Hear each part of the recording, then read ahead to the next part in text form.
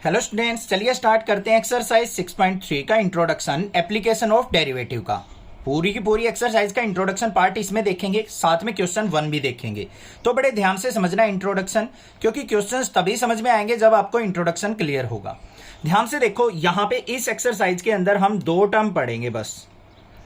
क्या क्या चीज है वो? एक तो है हमारी टेंजेंट और एक है नॉर्मल। टेंजेंट्स और दूसरी चीज जो है हमारी वो क्या है? नॉर्मल्स। अब ये वर्ड आपको कुछ सुने हुए लग रहे होंगे, क्योंकि क्लास 11th में हमने पढ़ा है, स्ट्रेट लाइन वाले चैप्टर में सारी चीजें क्लियर की थी। टेंजेंट क्या होता है, नॉर्मल क्या होता है, किस तरीके से हम इनको फाइंड आउट करते हैं।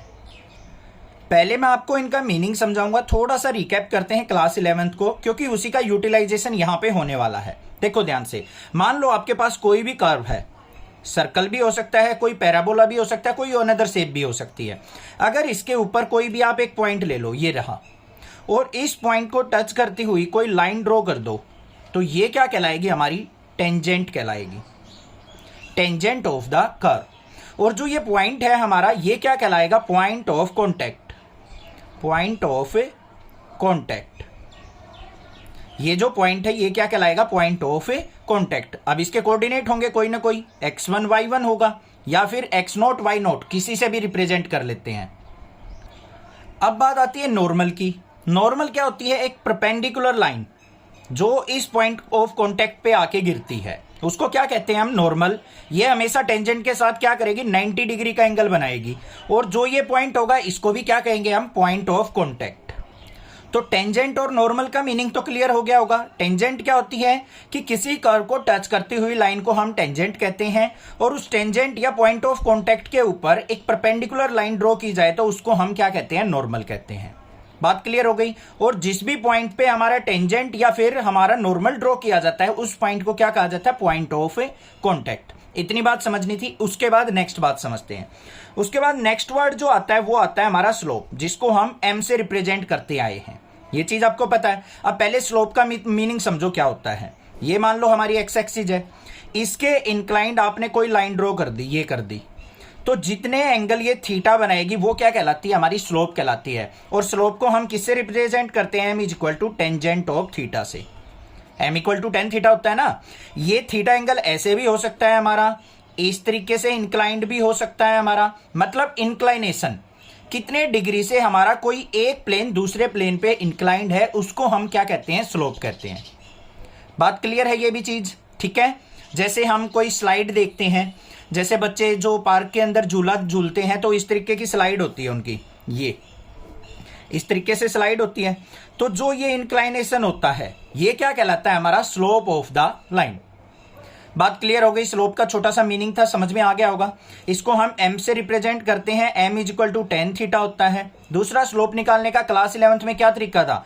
मान लो आपको पॉइंट्स दे रखे हैं x1 y1, ये इस पॉइंट के दे रखे हैं x1 y1, और यहां के दे रखे हैं x2 y2। तो हम स्लोप कैसे निकालते थे? y2 माइनस y1 अपॉन में x2 माइनस x1।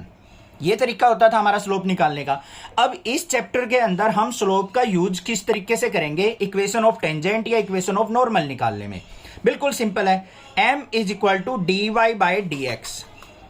डेरिवेटिव अगर हम फर्स्ट ऑर्डर डेरिवेटिव करेंगे तो वो हमारे पास क्या निकलेगा? स्लोप निकलेगा। m is equal to dy by dx is equal to tan theta, और equal to y2 minus y1 upon में x2 माइनस x1।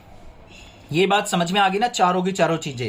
स्लोप को हम dy बाई dx से भी रिप्रेजेंट कर सकते हैं, tan थीटा से भी, अगर पॉइंट गिवन है तो y2 minus y1 upon x2 minus x1 से भी रिप्रेजेंट कर सकते हैं।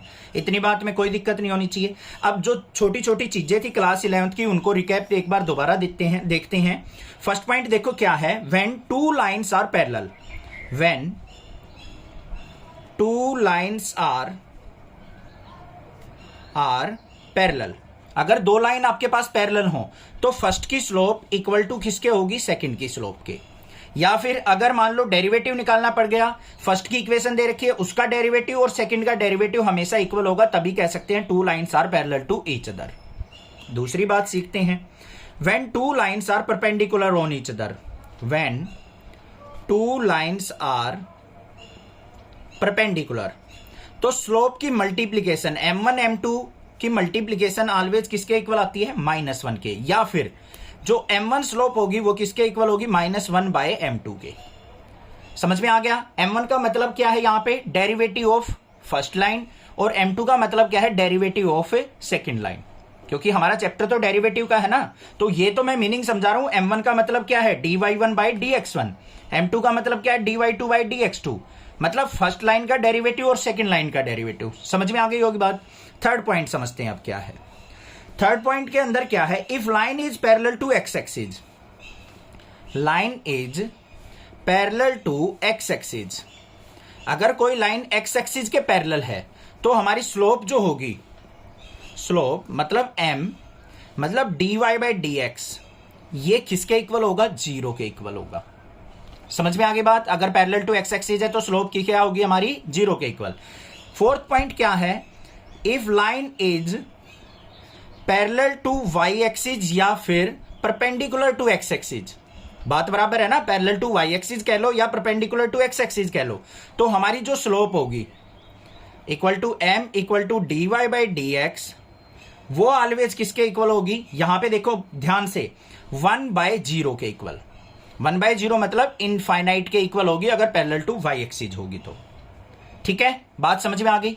अब दो इक्वेशन निकालनी है आपको, एक इक्वेशन ऑफ टेंजेंट और एक इक्वेशन ऑफ नॉर्मल, वो और सीख लेते हैं।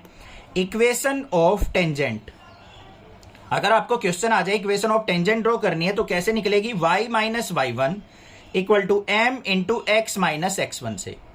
यहां पे m की जगह dy बाई dx भी आ सकता है। ठीक है, बात बराबर है। दूसरी होती है इक्वेशन ऑफ नॉर्मल, जो हम नॉर्मल ड्रॉ करते हैं, ये वाला नॉर्मल था हमारा, इसकी इक्वेशन निकालनी है तो क्या निकलेगी, y minus y1 equal to -1 by m into x minus x1। ठीक है, m का मतलब dy बाई dx भी होता है, बार बार बता रहा हूं, समझ में आ गया होगा। यही इंट्रोडक्शन था पूरी एक्सरसाइज का। अब क्वेश्चन नंबर फर्स्ट देखते हैं। क्वेश्चन नंबर फर्स्ट क्या दे रखा है, find the slope of the tangent to the curve y equal to 3x की 4 minus 4x at x equal to 4।